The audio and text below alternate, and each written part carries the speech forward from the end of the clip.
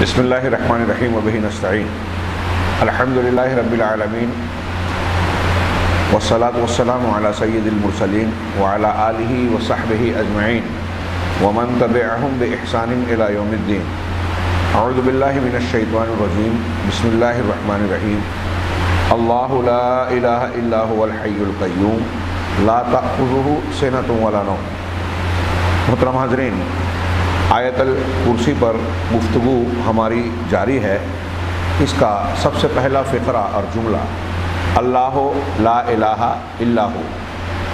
اس ضمن میں پچھلے درس میں کچھ گفتگو ہوئی، اور حقیقت یہ ہے کہ یہ کلمہ، جسے کلمہ اخلاص بھی کہا جاتا ہے، کلمہ شہادت کا بھی نام دیا جاتا ہے، العروۃ الوثقی بھی کہا جاتا ہے۔ قرآن نے کلمہ شجرہ طیبہ، پاکیزہ درخت کا بھی نام دیا ہے۔ جتنے نام دیا ہوں اور اس کے علاوہ بھی متعدد نام قرآن و حدیث میں وارد ہوئے ہیں جو اس کی فضیلتوں کو، اہمیت اور افادیت کو بیان کرتی ہیں۔ یہ ہماری پیدائش کا مقصود اور مرکزی حیثیت رکھنے والا جملہ ہے، لا الہ الا اللہ۔ اب یہ دعوے کے طور پر آیت الکرسی میں پہلے پیش کیا گیا۔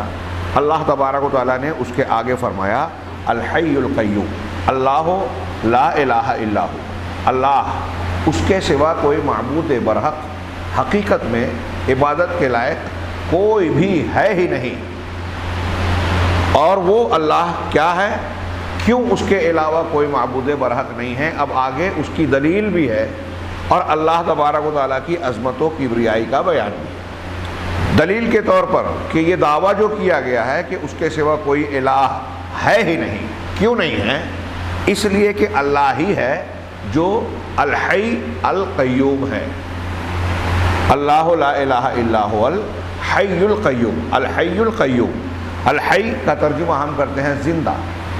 القیوم وہ ذات جو بذات خود قائم ہو اور دوسروں کو بھی تھامے اور قائم رکھنے والی ہو، ساری کائنات کو سنبھالنے والی ہو۔ تو القیوم، ہم اس کی تھوڑی سی تشریح آگے پڑھیں گے ان دونوں ناموں کی۔ یہ اللہ تبارک و تعالیٰ کے دو نام ہیں، اور دونوں اکٹھا قرآن مجید میں 3 مقامات پر آئے ہیں۔ ایک تو یہی آیت الکرسی، اور ایک سورہ آل عمران کی ابتدائی آیت میں الف لام میم اللہ لا الہ الا هو الحی القیوم۔ اس سے پہلے اس درس میں یا نیا پورے کے درس میں اس حدیث کا بیان ہوا کہ نبی کریم صلی اللہ علیہ وسلم نے فرمایا کہ اللہ تعالیٰ کا اسم اعظم قرآن کی ان 2 آیتوں میں سے ایک میں ہے۔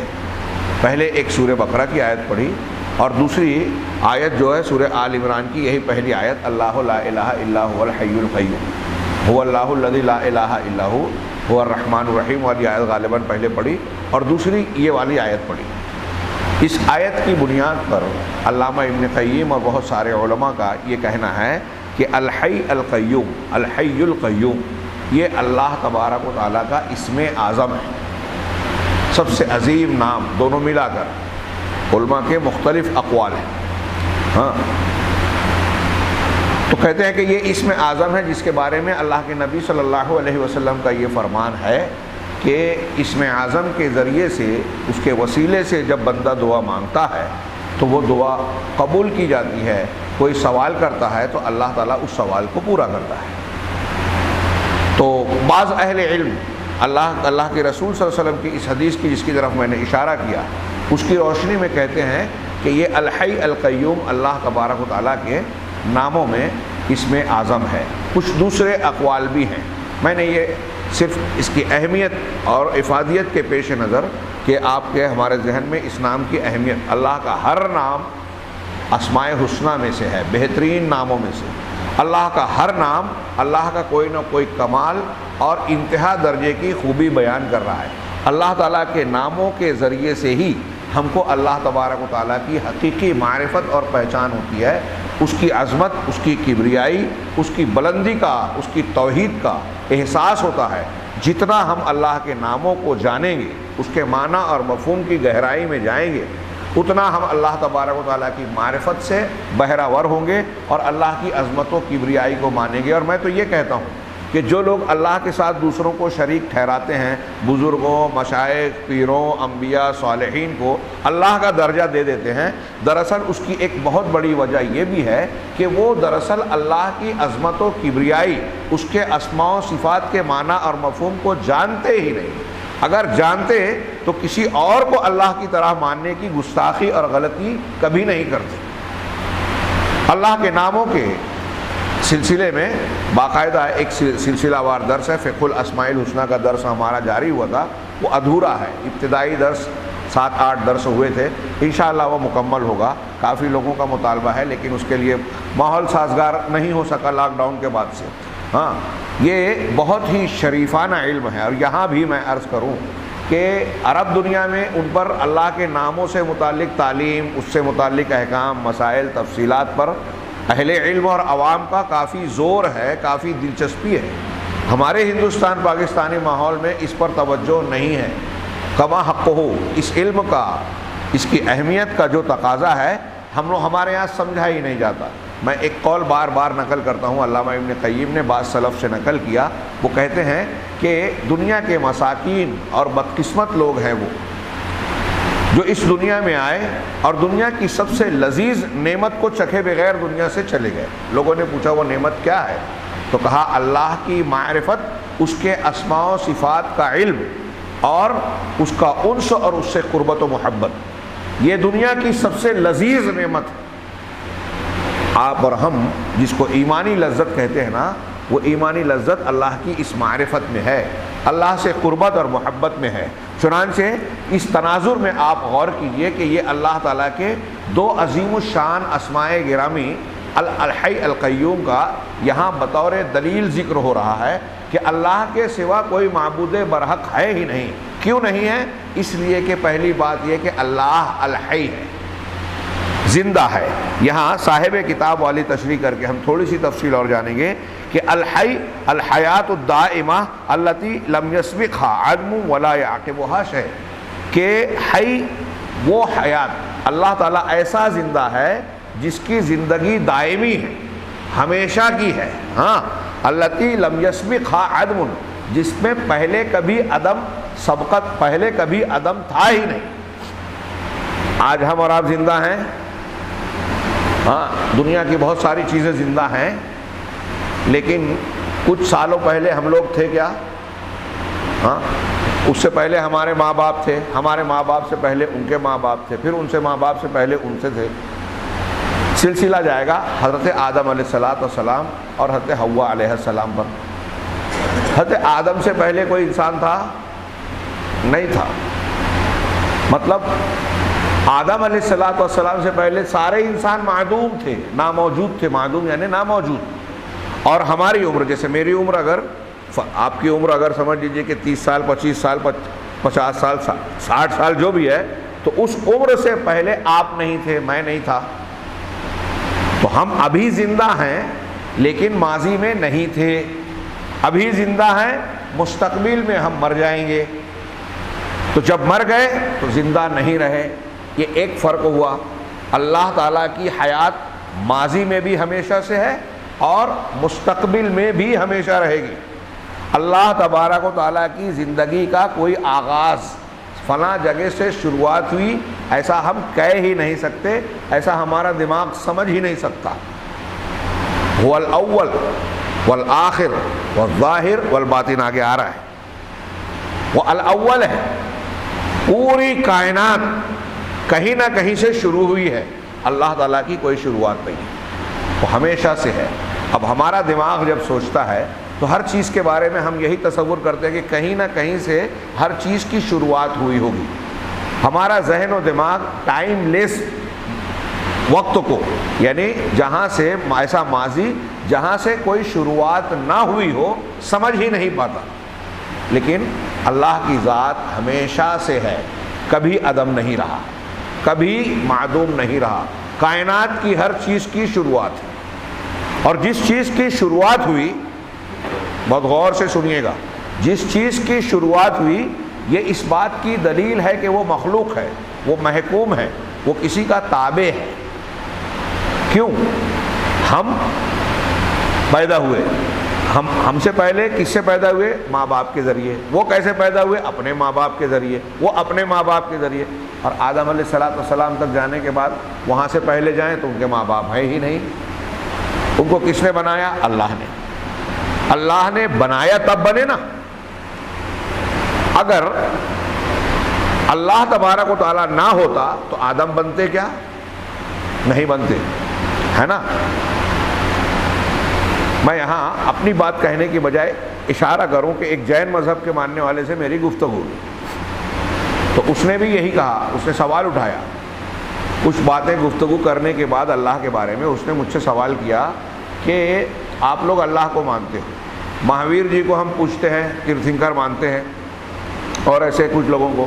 آپ یہ کہہ رہے ہیں کہ وہ مخلوق ہے، پیدا ہوئے، تو یہ بتائیے کہ اللہ کو کس نے پیدا کیا؟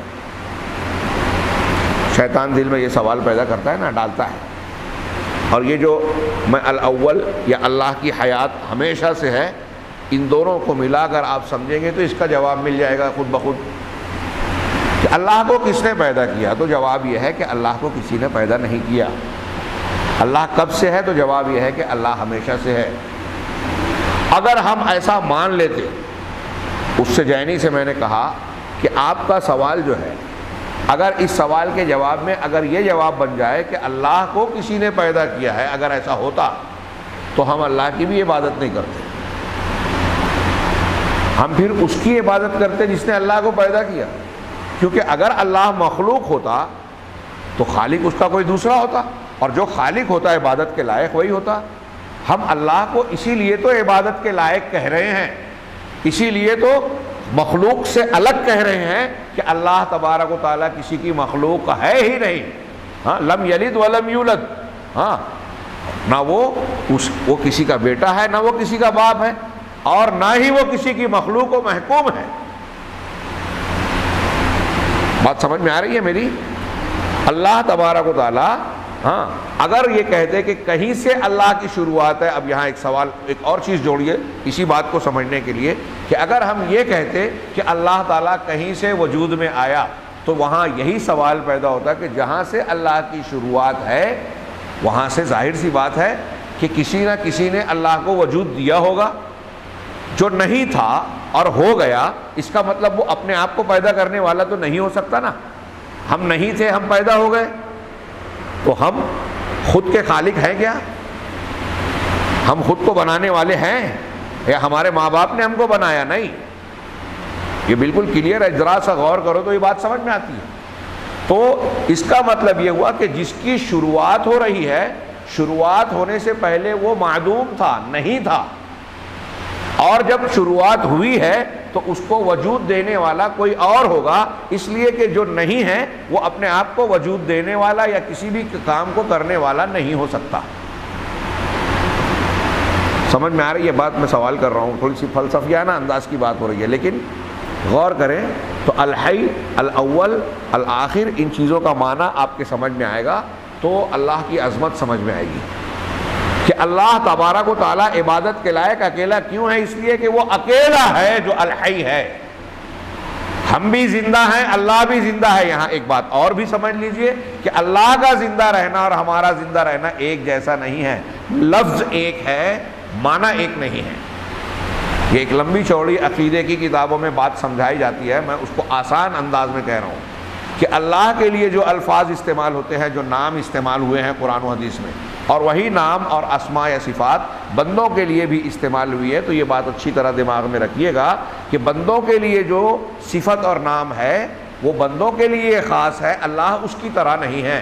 اور اللہ تعالیٰ کے لیے جو نام اور صفت ہے وہ اللہ کے لیے خاص ہے، وہ بندوں کے لیے نہیں ہے. میں سمجھانے کے لیے مثال دیتا ہوں کہ ایک لفظ استعمال کیجئے کہ آنکھ. کلاس میں پڑھاتا ہوں تو میں یہ بات بیان کرتا ہوں، بعض دروس میں بھی بیان کیا ہے. آنکھ کا لفظ اگر میں نے استعمال کیا تو جتنے آپ بیٹھے ہیں، جتنے لوگ سن رہے ہیں، آنکھ کا کوئی معنی سمجھا آپ لوگوں نے؟ آنکھ کا ایک معنی سمجھا نا؟ میں پوچھ رہا ہوں آنکھ کا معنی کیا معنی ہے؟ یہ ہمارا وہ آلہ، جسم کا وہ عضو جس سے ہم دیکھتے ہیں، بینائی والا ہے نا۔ اب جب لفظ آنکھ صرف میں نے کہا تو دنیا میں کتنے جانور ہیں، کتنے پرندے ہیں، کتنے حیوانات ہیں، چرند پرند، کیڑے مکوڑے، انسان، جن، جن کی آنکھ ہوتی ہے، کتنے ہیں؟ بے شمار ہیں، بہت سے ہیں، ہے نا۔ جتنے پرندے ہیں، چیل، کوا، گدھ، ہاں، کبوتر، گناتے جائیے پرندوں کو، سب کی آنکھ ہے۔ ہم جانوروں میں دیکھتے ہیں گائے، بیل، گھوڑے، بلی، ہاتھی، سانپ، بچھو، سب کی آنکھ ہے۔ کسی کی اب آنکھ سب کی ہے، ہماری بھی ہے، ہرن کی بھی آنکھ ہے، مگرمچھ کی بھی آنکھ ہے، سب کی آنکھ ہے۔ لیکن جب میں نے لفظ آنکھ بولا، صرف آنکھ اور کچھ نہیں، تو اس سے آپ نے کیا مطلب سمجھا، یا سننے والے نے کیا مطلب سمجھا یا سمجھے گا؟ کسی کی بھی آنکھ ہو سکتی ہے نا۔ لیکن اگر میں نے یہ کہہ دیا گدھ کی آنکھ، گدھ کی آنکھ، تو اب گدھ کی آنکھ بولنے کے بعد کیا آپ کے دماغ میں یہ آتا ہے کہ سانپ کی آنکھ، ہاتھی کی آنکھ، ہرن کی آنکھ، انسان کی آنکھ، اس کا معنی جو آپ کے دماغ میں ہے، گدھ کی آنکھ بولنے کے بعد، سننے کے بعد آپ کے دماغ میں ان الفاظ یا ان لوگوں کی آنکھوں میں سے کسی آنکھ کا تصور آتا ہے کیا؟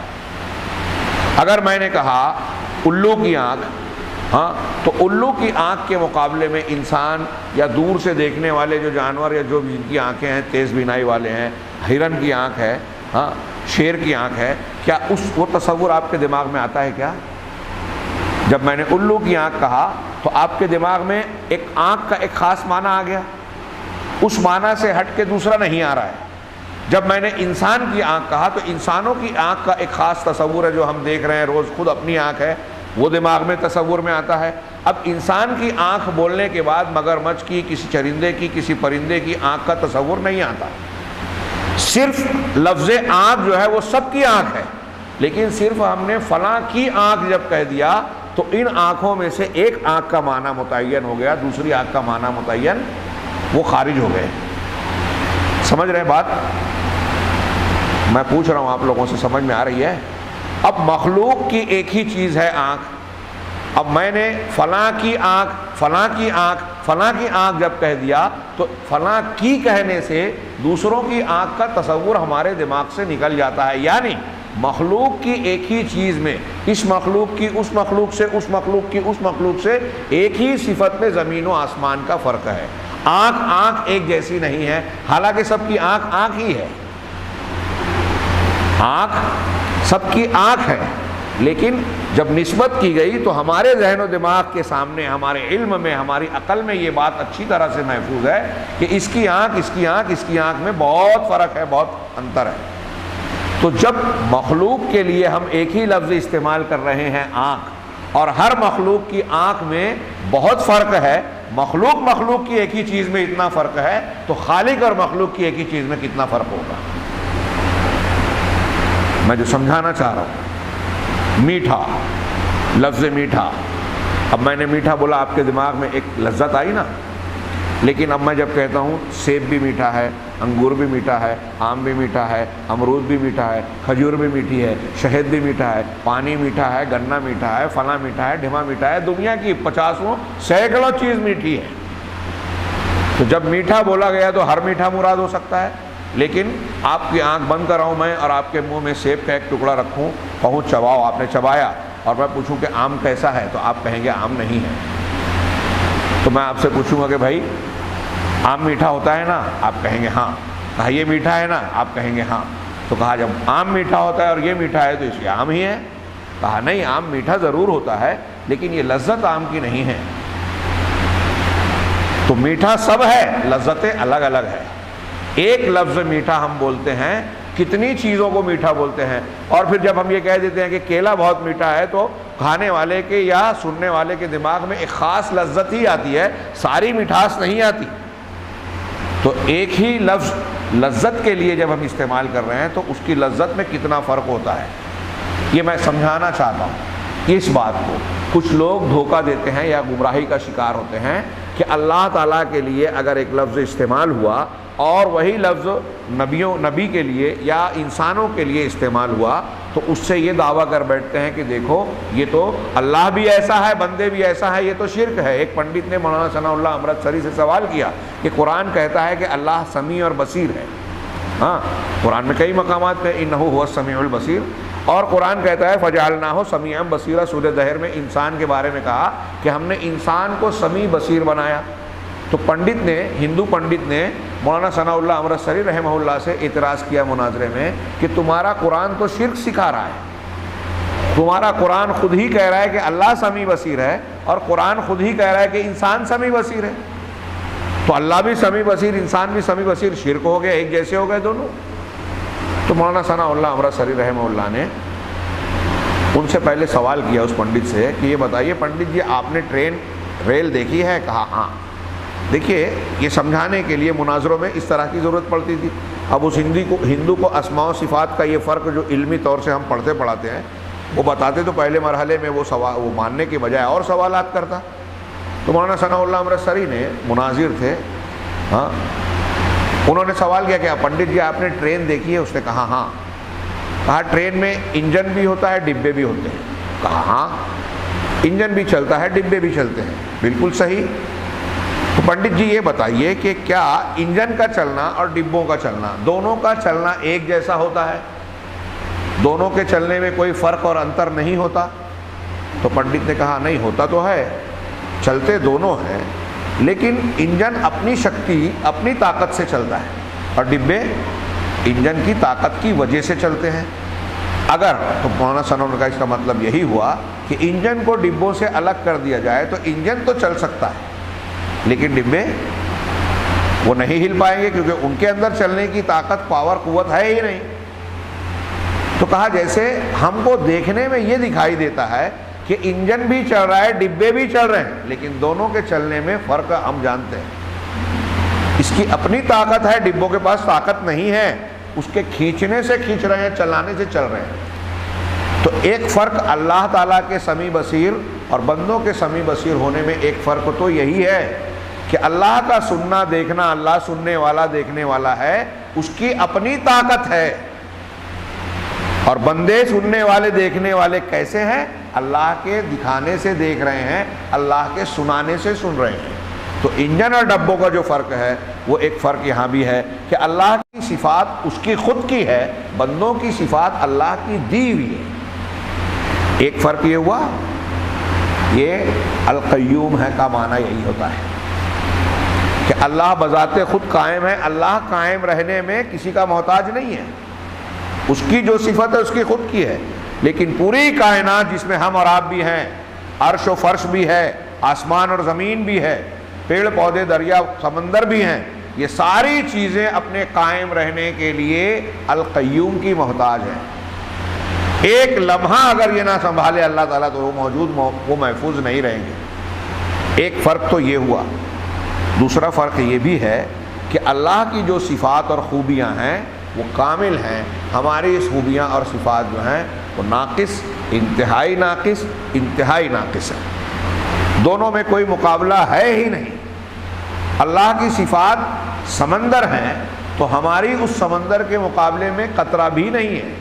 جیسے مثال کے طور پر ابھی سننے اور دیکھنے والی بات کہہ رہے تھے، میں بھی دیکھ رہا ہوں، آپ اور ہم بھی دیکھ رہے ہیں، اللہ بھی دیکھنے والا ہے۔ اب تھوڑی دیر کے لیے یہاں سوال کرو کہ ہم کیسا دیکھتے ہیں، اللہ کیسے دیکھتا ہے؟ ہم دیکھ رہے ہیں، ابھی میں نے ادھر دیکھا ان کی طرف تو ان کی طرف سے توجہ ہٹ گئی، یہ دیوار ہے، دیوار کے پیچھے کیا ہے مجھے نظر نہیں آ رہا ہے۔ آپ مجھے دیکھ رہے ہیں، اپنی پیٹھ کی طرف نہیں دیکھ رہے ہیں۔ ابھی چھوڑیے، یہ جو کتاب ہے میرے سامنے رکھی ہوئی ہے، جو صفحہ کھلا ہوا ہے میں اس کو دیکھ رہا ہوں، یہ صفحہ جو پلٹوں گا اس کے پیچھے کیا لکھا ہوا ہے اس صفحے سے مجھ کو دکھائی نہیں دے رہا ہے نا؟ یعنی میرے دیکھنے کی ایک خاص پاور ہے، طاقت ہے، دائرہ ہے، ایک خاص فاصلے تک میں دیکھتا ہوں، اس فاصلے سے آگے مجھے دکھائی نہیں دیتا۔ ہمیں یہاں سے لگتا ہے کہ افق پر جو آسمان ہے وہ زمین سے جا کے مل رہا ہے، ہم کو ہماری آنکھ سے ایسا لگتا ہے، لیکن کیا آسمان اور زمین مل رہے ہیں؟ دور سے ہم دیکھتے ہیں ایک جانور کو، مثال کے طور پہ بھینس کو، کہ وہ آ رہی ہے، تھوڑی دیر بعد پتہ چلتا ہے کہ نہیں آ نہیں رہی ہے، جا رہی ہے، ہوتا ہے نا ایسا. سراب چمکتا ہوا دکھائی دیتا ہے، ہاں، لیکن جب قریب جاتے ہیں تو پتہ چلتا ہے وہ تو تیز دھوپ ہے، وہاں پانی نہیں ہے، لیکن پانی لگتا ہے دور سے. یہ میں جو مثالیں دے رہا ہوں یہ سمجھانے کے لیے کہ ہمارا دیکھنا کتنا ناقص ہے. ایک طرف دیکھتے ہیں تو دوسری طرف نہیں دیکھتے. کبھی کبھی تو ایسا بھی ہوتا ہے کہ ایک آدمی دوسرے کے بارے میں، ارے یار اس نے مجھے دیکھا، میں نے سلام کیا، اس نے سلام کا جواب بھی نہیں دیا. جب اس سے کہا جاتا ہے کہ آپ کو سلام کیا تھا، فلاں نے جواب کہا میں نے تو دیکھا ہی نہیں. ہمیں لگتا ہے کہ وہ دیکھ رہا ہے. جیسے میں اگر بیٹھ کر، جیسے ابھی یہاں کچھ لوگ بیٹھے ہوئے ہیں میری طرف دیکھ رہے ہیں، مجھے لگ رہا ہے کہ میری بات بہت غور سے سن رہے ہیں، لیکن ایسا ضروری نہیں ہے. کبھی کبھی آدمی ایک طرف دیکھتا ہے لیکن دماغ کہیں اور ہوتا ہے. ہر ایک کے ساتھ ہوتا ہے یہ، ہاں. تو اس کا مطلب جب دماغ کہیں اور ہوتا ہے نا تو سامنے والے کو ایسا محسوس ہوتا ہے کہ آپ مجھے دیکھ رہے ہیں لیکن دیکھ ہی نہیں رہے. یہی ہوتا ہے اس وقت جب کہ آدمی سامنے سے گزر جاتا ہے اور دیکھتا نہیں ہے تو ذہنی توجہ نہیں ہوتی. تو یہ میں جو مثالیں دے رہا ہوں اس سے یہ بیان کرنا مقصود ہے کہ ہمارا دیکھنا انتہائی محدود، ایک تو اللہ کا دیا ہوا ہے، دوسرا ہمارا دیکھنا انتہائی محدود ہے. اب اس کے مقابلے میں آپ اللہ کا دیکھنا، کیسے دیکھ رہا ہے اللہ، کیسے سن رہا ہے اللہ. کائنات کا کوئی ایک بال سے بھی چھوٹی چیز جو ہم کو خوردبین سے نظر آتی ہے نا، ہاں، ابھی یہ جو بولتے ہیں کورونا کا وائرس ہے جس کی تصویر آئی ہے اتنی بڑی بنا کے، وہ بولتے ہیں کہ جو ہم دیکھنے کے لائق ہوا وہ وائرس، وہ حقیقت میں جتنا بڑا ہے نا اس کے 16 لاکھ گنا بڑا کر کے، 16 لاکھ گنا بڑا کر کے جب اس کا فوٹو لیا گیا تب ہمیں دکھائی دے رہا ہے. یعنی جو تصویر چھوٹی سے چھوٹی آئی ہے اس کے جراثیم کی گول گول بنا کر، پہلی والی آئی تھی تو BBC لندن والے نے بتایا کہ یہ جو تصویر سائنٹسٹوں نے لی ہے مشینوں سے 16 لاکھ گنا بڑا کیا تب دکھائی دے رہا ہے. کتنا چھوٹا ہے وہ، ماسک میں سے گھس جائے گا اگر ہے تو. ہمیں جو دکھائی نہیں دے رہا ہے اللہ کو وہ دکھائی دیتا ہے. ہمارے خون کے ذرات، ہمارے جسم میں، یہ ہوا میں ہم کو ذرات نظر نہیں آتے، اللہ کو ہر چیز دکھائی دے رہی ہے. یہ درخت کے اندر، یہ دیوار کے پیچھے، بلکہ دیوار کے اندر جو اینٹ ہے، اینٹ کے اندر جو چھوٹے چھوٹے مٹی کے ذرات ہیں وہ کتنے ہیں، کیسے ہیں، اللہ کو سب معلوم ہے. صرف ایک عمارت کی اینٹوں کی تعداد ہم کو معلوم نہیں ہے. اللہ نے ہر چیز کو گن رکھا ہے. تھوڑی دیر کے لیے سوچئے کہ ہر چیز کائنات کی اللہ تعالیٰ دیکھ رہا ہے، آسمانوں میں، زمین میں، پیڑ کے اوپر، اندر، پہاڑ، نیچے. ہاں، حضرت عبداللہ ابن مسعود رضی اللہ تعالیٰ نے سننے کی بات بتائی کہ کہا کہ ہم قریب میں ہیں، کچھ لوگوں کی اگر بات ہوگی، 2 لوگوں کی بات ہو تو ہم نہیں سنتے ہیں، ہے نا. حضرت عبداللہ ابن مسعود کہتے ہیں کہ یہ جو ہماری دنیا سے آسمان ہے نا، یہ آسمان 500 سال کے فاصلے پر ہے. اب کون سی رفتار سے 500 سال، یہ اس میں وضاحت نہیں ہے. اس زمانے کی جو بھی رفتار ان کے نزدیک رہی ہو، ہاں، 500 سال کے فاصلے پر ہے.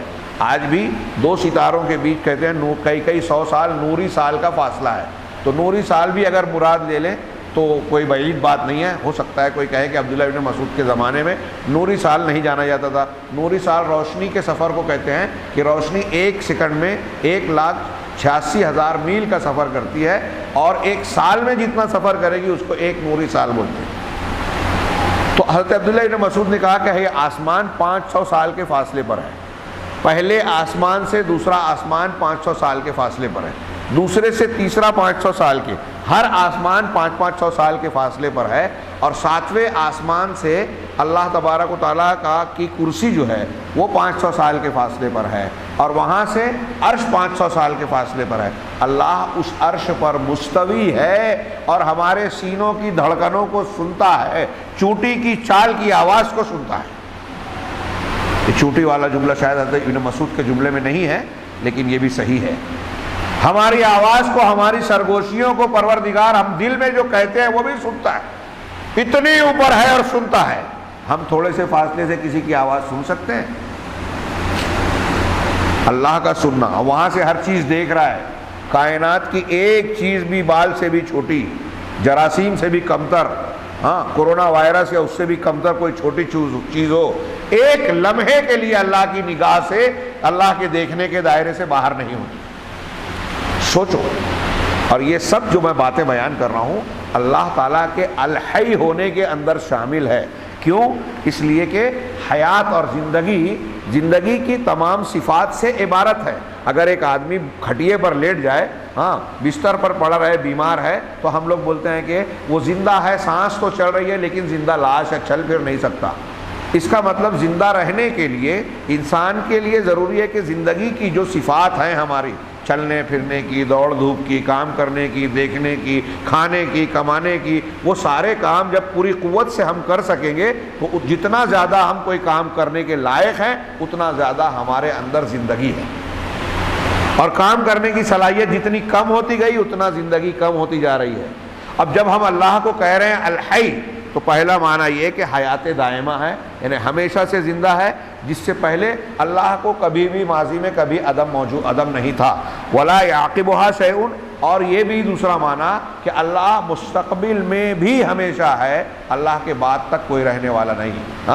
هو الاول والآخر والظاہر والباطن، وہی الاول ہے سارے لوگوں سے پہلے، ہمیشہ سے، الآخر ہے سارے لوگوں کے بعد، مستقبل میں ہمیشہ تک کبھی اللہ کو عدم نہیں آئے گا۔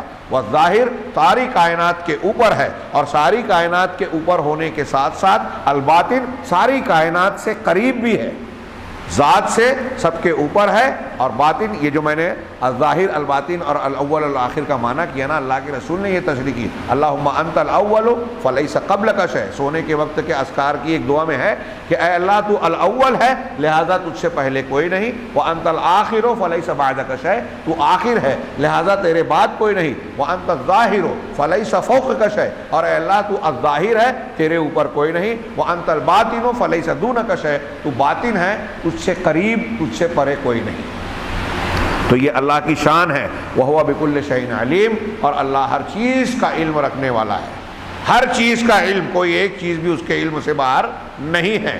آپ کہہ رہے ہیں آگے هُوَ الْأَوَّلُ قبل كُلِّ شَيْءٍ وَالظَّاهِرُ عَلَى كُلِّ شَيْءٍ وَالْبَاطِنُ، وہ اول ہے ہر چیز سے، اور وہ ظاہر ہے ہر چیز کے اوپر، اور وہ باطن ہے لہذا اس سے کوئی چیز مخفی اور دور نہیں۔ والحی، اب آگے یہ جو جملہ کہہ رہے ہیں، والحی یتضمن جمیع الاسماء والصفات، اللہ کا یہ نام جو ہے الحی، زندہ، جب ہم نے کہا تو یہ کہہ رہے ہیں کہ اللہ کے جتنے اسماء اور صفات ہیں، حی کے اندر وہ سب آ گئے۔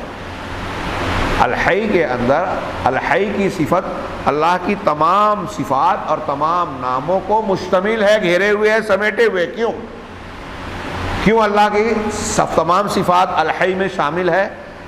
لأنہ حی حیاتا کاملہ، اس لیے کہ اللہ زندہ ہے کامل حیات کے ساتھ، کامل زندگی کے ساتھ۔ ہماری زندگی کامل ہے؟ یہ زندگی کے جو گر ہونے چاہیے، کیا ہمارے ہر وقت سارے حواس اور ساری قوتیں کام کرتی ہیں؟ ہمارے سامنے تو انسان میں ایک آدمی دوسرے سے کمزور اور طاقتور ہے نا، کتنی مضبوط مخلوقات دنیا میں پائی جاتی ہیں۔ پھر ہماری جو زندگی ہے، ہماری توجہات ہیں کم زیادہ ہوتی رہتی ہیں، سوجھ بوجھ ایک چیز ہم غلطی کرتے ہیں، دیکھنے میں غلطی ہوتی ہے، پھر ہم کو نیند آ جاتی ہے، جب سو جاتے ہیں تو غافل، زندگی کا کام کرنا بند کر دی، بے ہوش ہو گئے، موت آ گئی، پہلے نہیں تھے بعد میں نہیں ہوں گے، تو ہماری یہ زندگی اللہ کی زندگی کے سامنے کوئی مقابلہ رکھتی ہے؟ یہ انتہائی ناقص زندگی ہے، اور اللہ تبارک و تعالیٰ کی ہر طریقے سے کامل زندگی ہے۔ اللہ کی زندگی میں کوئی نقص، زندگی کی ضد اور زندگی میں کمی پیدا کرنے والی کوئی چیز ہے ہی نہیں، پورے طور سے ہر خوبی کامل اور بحال ہے۔ وَتَسْتَلْزِمُ، آگے بہت غور سے سنیے، اللہ کے نام کا معنی دماغ میں بٹھائیے یہ، وَتَسْتَلْزِمُ صِفَاتِ الْكَمَالِ كُلُّهَا صفت السمع والبصر والقدرت والارادہ وسائر صفاتہ، اور اللہ تعالیٰ کا یہ زندہ ہونا، الحی، زندگی یا یہ نام لازمی تقاضا کرتا ہے اللہ تبارک و تعالیٰ کی تمام صفات کاملہ کا، تمام کمال والی صفات کا تقاضا کرتا ہے، جیسے سننے کی صفت، دیکھنے کی صفت، قدرت کی صفت، ارادے کی صفت اور دیگر تمام صفات۔ اللہ زندہ ہے تو سننے والا پورا ہوگا تبھی زندگی پوری ہوگی. اگر سننے میں کمی آ جائے، بہراپن آ جائے تو زندگی میں کمی آ جائے گی. دیکھنے میں کمی آ جائے، نعوذ باللہ اندھا پن آ جائے، میں سمجھانے کے لیے یہ بات کہہ رہا ہوں، اندھا پن آ جائے تو زندگی میں کمی آ جائے گی. جو شخص ہمارے یہاں نابینا ہے وہ اس زندگی کے اعتبار سے بھی کمتر ہو گیا جو ہم کو ملی ہے، ناقص زندگی. تو اللہ کو جب ہم کہہ رہے ہیں کہ وہ کامل زندگی والا ہے، اس کا مطلب یہ کہ اس کی زندگی میں کوئی خامی، کوئی نقص، کوئی عیب، کوئی جھول ہے ہی نہیں. اس زندگی کا تقاضا ہے کہ زندہ ذات جو ہے وہ دیکھے تو اس کا دیکھنا مکمل ہے، وہ سنے اس کا سننا مکمل ہے، وہ ہر چیز کی طاقت قدرت رکھے تو اللہ تعالیٰ ہر چیز پر قادر ہے، اس کو ہر چیز کا علم ہو، وہ ارادہ کرنے والی ذات ہو. اللہ تبارک و تعالیٰ ارادہ کرنے والی ذات ہے اور ہر چیز پر قدرت رکھتی ہے. اس اعتبار سے اللہ تبارک و تعالیٰ کی ذاتی صفات جتنی ہیں وہ الحی میں شامل ہیں. اگر کوئی بھی ایک خوبی، ایک صفت کم ہو جائے تو اللہ تبارک و تعالیٰ کا الحی ہونا کمزور ہو جائے گا، کم ہو جائے گا. اب ایسا ہم الحی کی اتنی تشریح کے بعد میں یہ سوال اٹھا رہا ہوں کہ اب آپ اور ہم غور کریں، کسی غیر مسلم سے یا اللہ کے علاوہ جو دوسرے معبودوں کی، بتوں کی، پیغمبروں کی، درختوں کی، مزارات کی، پیروں اور اولیاء کی پوجا کرتا ہے، عبادت کرتا ہے، ان سے سوال کریں کہ جیسا اللہ تبارک و تعالیٰ ہے الحی، کیا کائنات میں کوئی اور ہے الحی؟ کوئی اور ہے؟ ایسا ہو سکتا ہے؟ اللہ تبارک و تعالیٰ نے قرآن میں کہا وَتَوَكَّلْ عَلَى الْحَيِّ الَّذِي لَا يَمُوتُ. الحی سے استدلال کیا یہاں قرآن کی اس آیت میں اللہ نے کہ آپ توکل کیجئے، بھروسہ کیجئے کس پر؟ علی الحی، حی پر، الذی لا یموت، جو جسے موت نہیں آ سکتی. تو ہم اگر کسی سے مانگ رہے ہیں اور جس سے مانگ رہے ہیں وہ خود زندگی میں ادھورا ہے، اس کو موت آ گئی ہے یا آنے والی ہے یا پہلے نہیں تھا، تو وہ اس لائق ہے ہی نہیں کہ ہم اس پر بھروسہ کریں، مانگیں اس سے. بھروسہ کرنے کے لائق وہ ذات ہے جو الحی ہے. اور الحی کون ہے؟ اب جتنے اولیاء ہیں، انبیاء ہیں، ان کی کہیں نہ کہیں پیدائش ہوئی نا. یہ آپ اچھی طرح دماغ میں بٹھائیے. کوئی جو شرک کرتے ہیں نا، بزرگ شخصیت پرستی کرتے ہیں، قبروں کو پوچھتے ہیں، ارے وہ اتنی شان والے، تو ان سے پوچھئے کہ محمد صلی اللہ علیہ وسلم ہو، حضرت عیسیٰ علیہ السلام ہو، شیخ عبد القادر جیلانی یا دوسرے بزرگان دین ہو، یہ بتائیے کہ وہ پیدا ہوئے تھے کہ نہیں ہوئے تھے؟ جب وہ پیدا ہوئے اس سے پہلے نہیں تھے نا. تو اس سے پہلے نہیں تھے مطلب وہ الحی نہیں ہے. جب وہ پیدا ہوئے تو بچے تھے تو کمزور تھے تو طاقت کی کمی تھی، دیکھنے کی کمی تھی، سوجھ بوجھ کی کمی تھی، علم کی کمی تھی. جیسے جیسے بڑے ہوئے یہ چیزیں بڑھتی گئی، زندگی کی یہ خوبیاں بڑھتی گئیں. پھر جب ان کو نبوت ملی، پیغمبر بنے، تو اللہ تعالیٰ نے علم نبوت سے نوازا، تب انہیں علم نبوت ملا. جتنا اللہ نے دیا اتنا ہی ہوا. پھر ایک دور گزرنے کے بعد وہ دنیا سے چلے گئے. تو الحی ہے کیا؟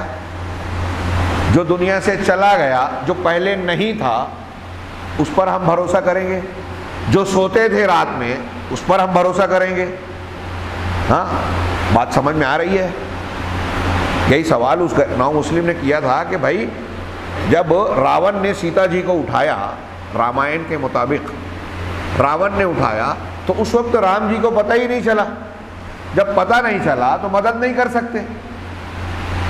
اب سیتا جی کو جب اٹھایا گیا، اس وقت وہ ہندو تھے، بعد میں مسلمان بنے، تو ان کے دماغ میں یہ سوال اٹھا کہ جب اپنی پتنی اور بیوی کے بارے میں ان کو پتہ نہیں چلا کہ وہ سنکٹ میں، تکلیف میں ہیں اور مدد کے لیے نہیں آ سکے، تو آج اگر ہم رام جی کو پکارتے ہیں تو ان کو کیسے پتہ چلے گا؟ وہ کیسے ہماری مدد کریں گے؟ اور پھر وہاں بھی تو انہوں نے مدد کے لیے ہنومان جی سے مدد لی، کی طرف رجوع کیا، تو وہ خود اپنا کام بھی نہیں کر سکے تو ہمارا کیسے کریں گے؟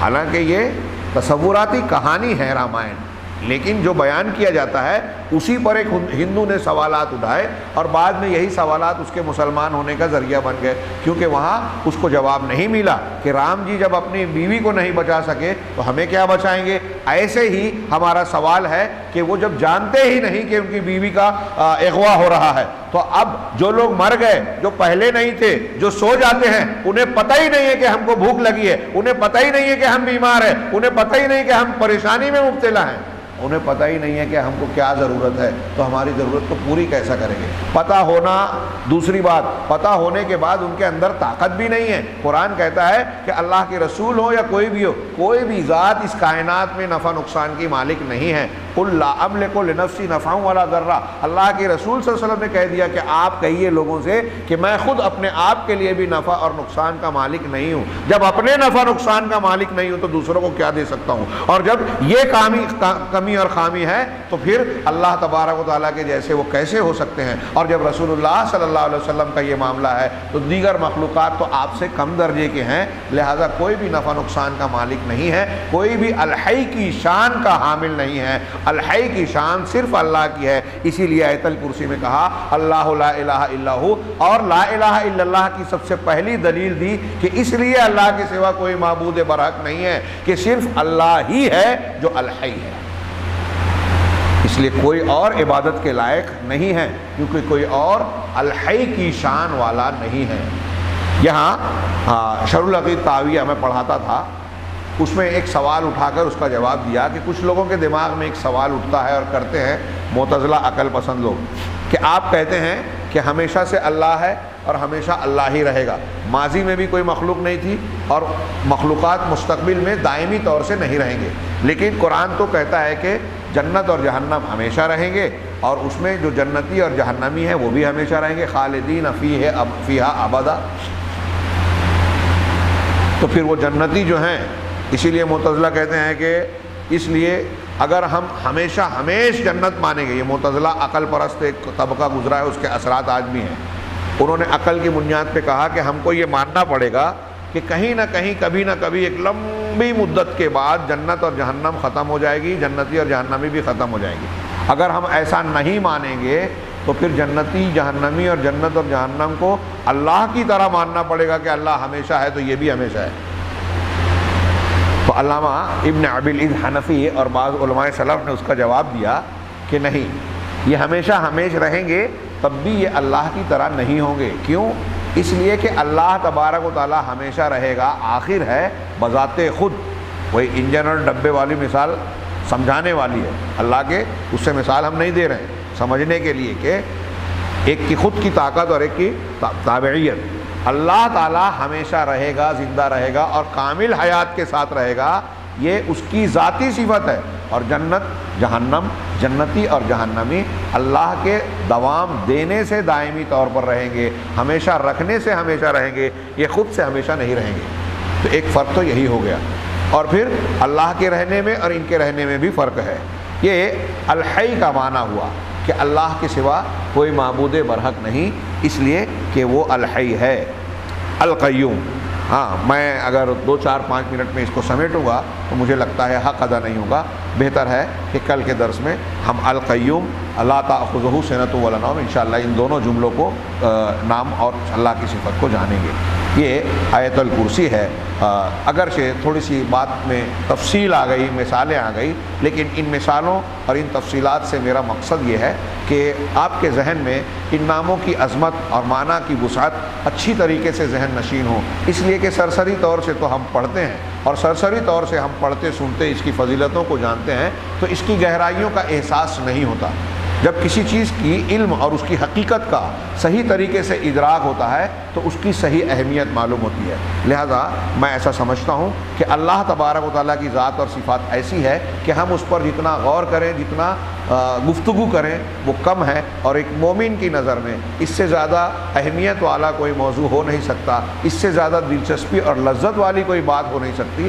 اس لیے میں سمجھتا ہوں کہ اس میں اگر کچھ تفصیل بھی ہو رہی ہے تو آپ اسے پسند کریں گے، اس پہ اکتاہٹ محسوس نہیں کریں گے، کیونکہ یہ ہمارے ایمان کو تازہ اور بڑھانے والی چیز ہے، توحید کو مضبوط بنانے والی چیز ہے۔ اللہ تبارک و تعالی ہمیں خیر کی توفیق دے۔ وآخر دعوانا ان الحمد للہ رب العالمین، وصلی اللہ علی نبینا محمد۔